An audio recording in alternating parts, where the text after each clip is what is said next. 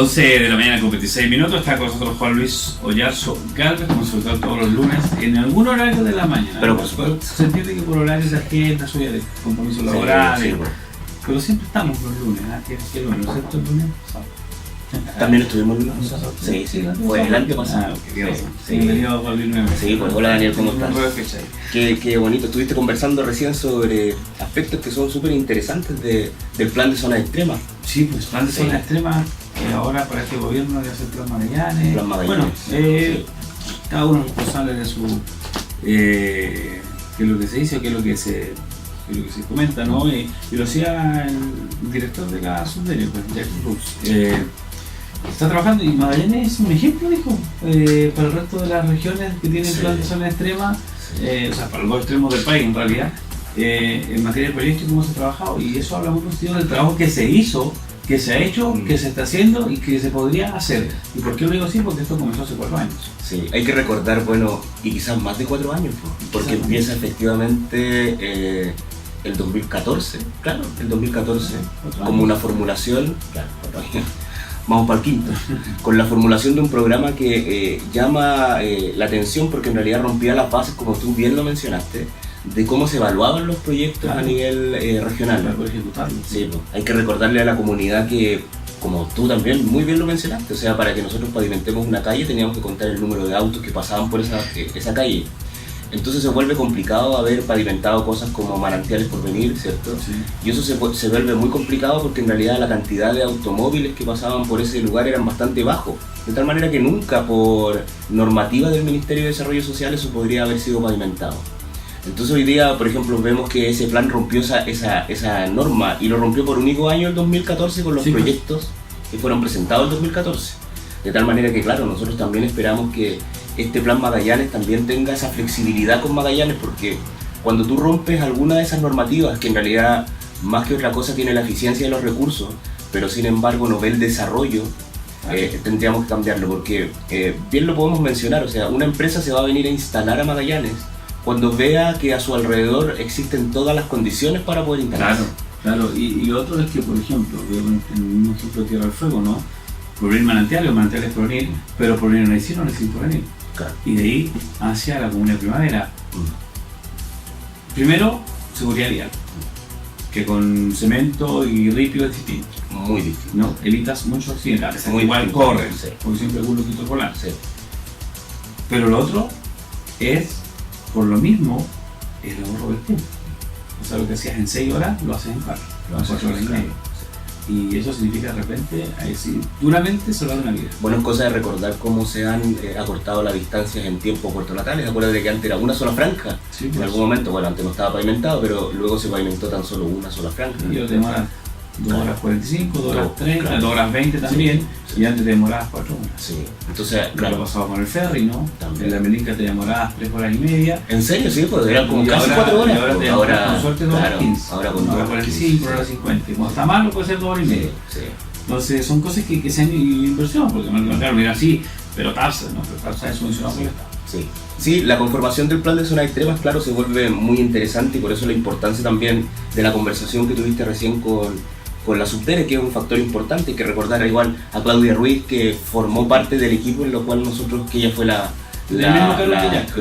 que el mismo cargo. Que inició todos los gastos presupuestarios de inversión pública vinculados a los fondos de plan de zona extrema desde la Subdere. Sí, ahora se vuelve muy interesante porque en realidad, claro, mencionan que nosotros somos una de las mejores regiones, pero claro, a mí lo que todavía hay que ver cómo reacciona este intendente. Hay que recordar todos los cambios de intendentes que tuvimos anteriormente, y que en realidad nosotros esperemos ahora, porque todavía estamos en esa espera. Esperamos también que reafirme su equipo, esperamos también que haga los cambios que había mencionado en un determinado momento, y eso precisamente para fortalecer también cuál es la idea de este plan Magallanes, que todavía no queda claro para la comunidad, y que de cierta manera constantemente no estemos hablando del plan de zonas extremas, ¿cierto? Que una de las cosas que me llamó la atención es que hayan hablado del plan de zonas extremas, siendo que ahora el gobierno actual habla del plan Magallanes. ¿Cuál es la diferencia?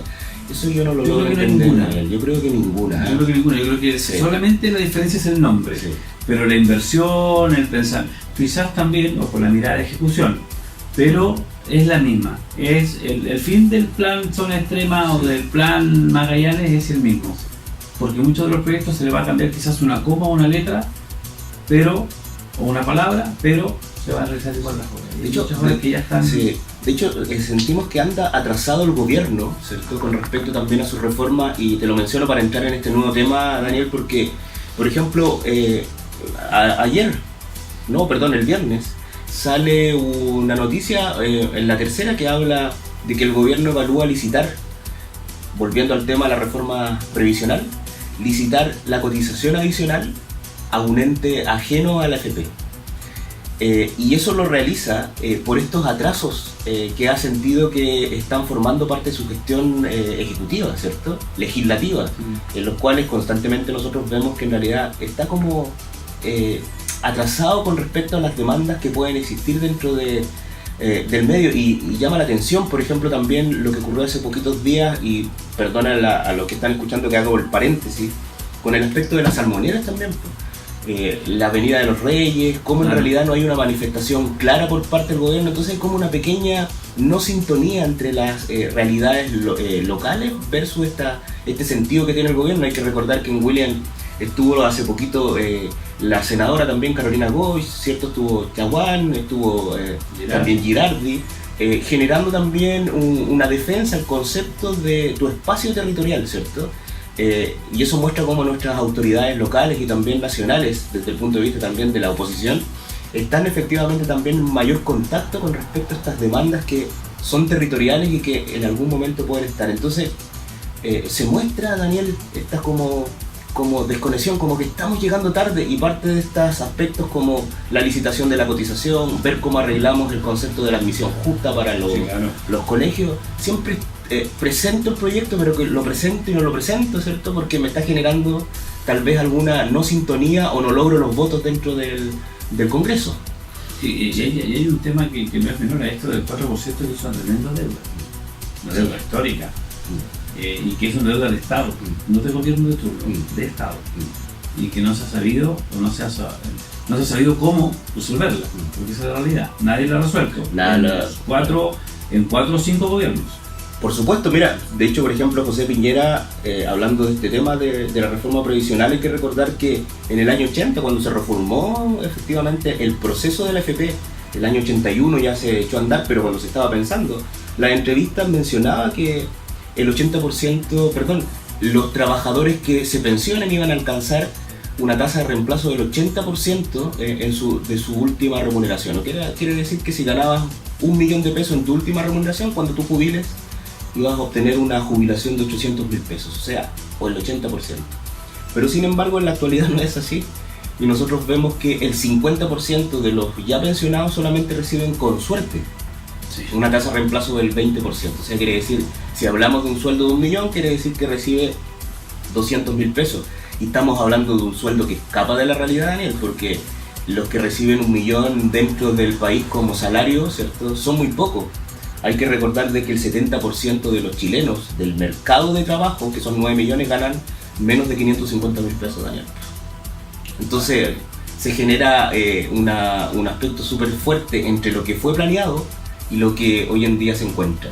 El año 82, la participación de las mujeres dentro del mercado laboral no llegaba al 25% de participación femenina. Hoy día ya estamos cerca del 50%, estamos en el 48,2, 48,3% de participación, de participación femenina. Entonces quiere decir que se formuló esto en un contexto determinado, con condiciones determinadas, en un proceso en el cual nos encontrábamos en una dictadura, ¿cierto?, con un 70% de pobreza en Chile. O sea, imagínate, de 10 chilenos, 7 eran pobres.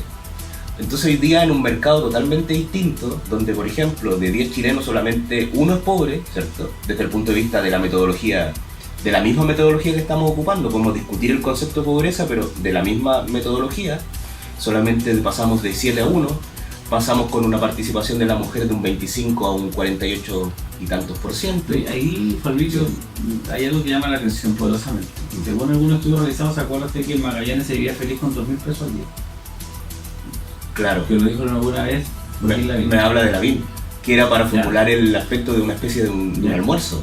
Se podía comer con 2.000 pesos, cosa que es mentira. No. porque nadie come con 1000 pesos. De hecho lanzó un recetario, Daniel, qué buena memoria. Acuérdese, y hay que llevar toda la actualidad, si siquiera conoce hace tantos años atrás. Sale 500 pesos el colectivo. Estoy pensando en la gente que no tiene vehículo, pero la que tiene también, porque en Magallanes sale 500 y algo, 550 pesos los primeros 20 minutos de estacionamiento. Claro. 550 pesos, es decir, ya me quedan 1450 pesos solamente para almorzar si me estaciono en el centro. ¿Ya? Y si me paso más de 20 minutos, ya tengo que empezar a pagar 10 pesos al minuto, 10 pesos al minuto. O sea, termino pagando mínimo 1000 pesos. ¿Ya? Si lo llevamos a quien tiene colectivo, o sea, quien tiene vehículo particular, con 1000 pesos no come en ningún lado en el centro. Porque uno tienes que tomarte un café, un té, un jugo, una bebida, un vaso de agua y algo para comer, ¿no? Algo sólido, ¿ya? Y algo. Pero para el que maneja, para el que anda el colectivo es lo mismo. O sea, come hoy pero no come mañana. Porque también, si andas en colectivo son 500 pesos para ir a comprar, porque tienes que ir en colectivo. Son 500 pesos para volver, te quedan 1000 pesos para comer. ¿Tampoco te alcanza?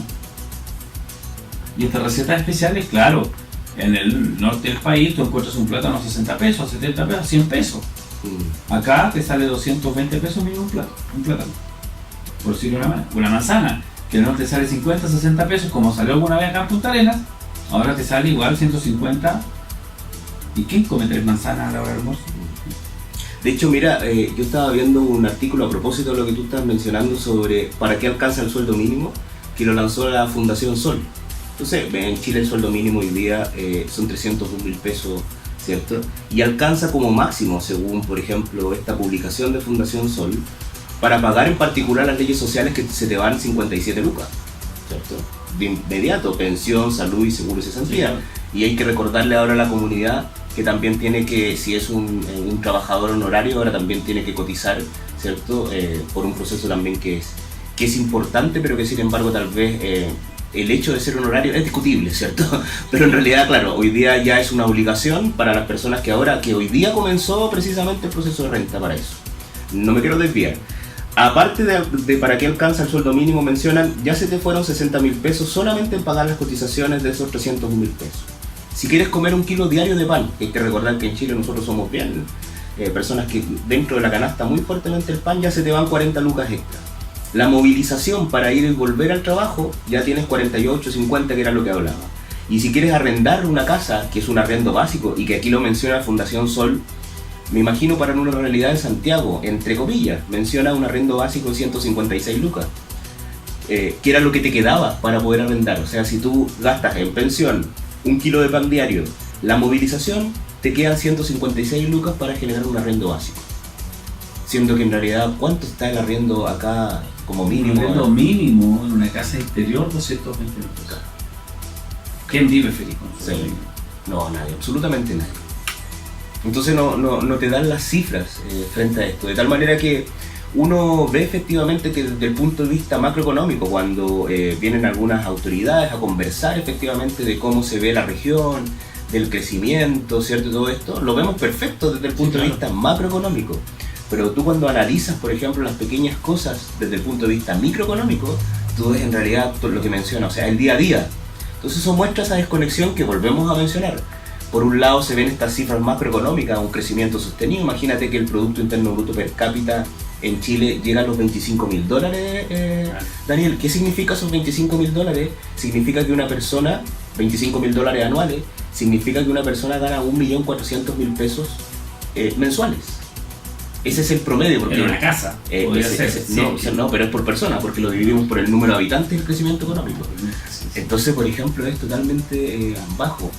Veíamos con el tema de las pensiones, el 80% postulaba a José Piñera de que iba a ser la tasa de reemplazo que iba a recibir un trabajador. La tasa de reemplazo promedio, ¿cierto?, es de un 40%, o sea, quiere decir que si hay una persona que gana 600.000 pesos, con suerte llega a los 240.000 pesos en su jubilación. Entonces quiere decir de que en realidad estas medidas que ha postulado el gobierno, en particular ahora esta noticia que había lanzado la tercera, de licitar parte de esa cotización adicional, que hay que recordar que no sabemos si es un 4, incluso están postulando que podría llegar a un 6% extra de la cotización actual. Quiere decir de que en realidad forma parte de estas medidas parches de cómo yo logro de que en el Congreso alguna de mis reformas de cierta manera sea aceptada. ¿cierto? Porque en realidad llegamos a la flexibilidad. Igual hay que recordar, son muy pocas las reformas que han podido surgir por parte del gobierno dentro de esto, y este año es crucial para Sebastián Piñera para poder postular, incorporar alguna reforma de que en realidad tenga éxito, pero vemos que la mayoría de las cosas ha tenido que flexibilizar de forma en demasía. O sea, hay que recordar que cuando postula la reforma previsional era totalmente distinto a lo que nosotros ya vamos discutiendo. O sea, sí, claro, él le quería entregar el 4% directamente en la FP. Ahora, yo creo que en Chile nunca, por lo menos en los próximos 50 años, se va a superar los 380.000 pesos de sueldo básico. Yo creo que no sé. Porque cada 4 años sube 10 nunca. También hay que recordar la composición, porque uno tiene que tener un poco de cuidado con algunas apreciaciones. Hay que recordar que el 90% de las empresas son microempresas, son pequeñas y medianas empresas en Chile. Claro. Entonces quería decir de que tal vez la comunidad, nosotros, mencionamos y decimos, bueno, pero ¿por qué no estas grandes empresas pueden pagar sueldos que sean de 400, 500.000 pesos como remuneración mínima? Pero hay que recordar que el 90% de nuestras empresas son microempresas, son pequeñas y medianas empresas, panaderías, empresas que tal vez no sobrepasan los 200 trabajadores, los 50 trabajadores, los 5 trabajadores. Entonces generar, por ejemplo, una exigencia de eso genera también coartarle parte de sus actividades productivas. ¿Por qué no se hace parcializado, cierto? Hay empresas grandes que pueden realizar esos pagos, pero hay otras empresas que son más pequeñas que en realidad, claro, no pueden realizar también esos pagos. Entonces quiere decir de que cortar esto a tabla rasa y mencionar efectivamente de que en realidad todos vamos a poder realizar este mismo, es pensar igual que Santiago es igual que Punta Arenas, es igual que...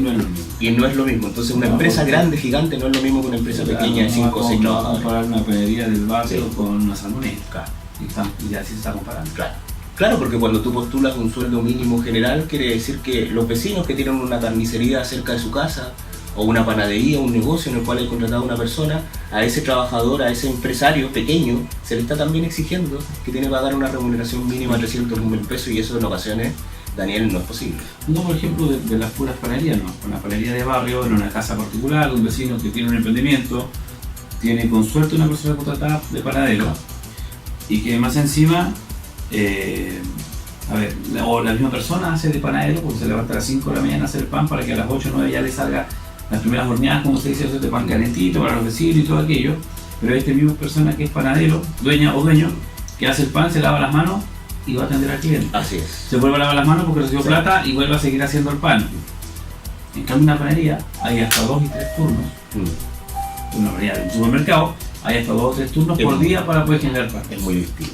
No podemos comparar un gran supermercado con el aspecto y con los beneficios que tienen cadenas multinacionales con panaderías de barrio, como las tradicionales que nosotros tenemos, ¿cierto? Como el Molino, como Bancal en un determinado momento. Entonces, si no entregamos también una protección, ¿cierto?, a tal vez algunos de estos locales regionales, también en algún momento podrían desaparecer.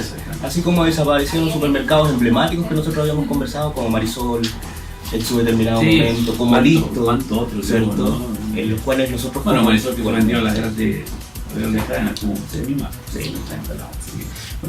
Luis, interesante conversación. El próximo lunes vamos a estar... Me interesa concentrar más el tema del 4%, es un tema no menor. Creo que por ahí podría estar la conversación del próximo lunes, pensando en lo que falta y lo que se espera, ¿no? Y lo que se debe. Esto va a ser un tema fuerte ahora, la reforma previsional y ese 4% de esto.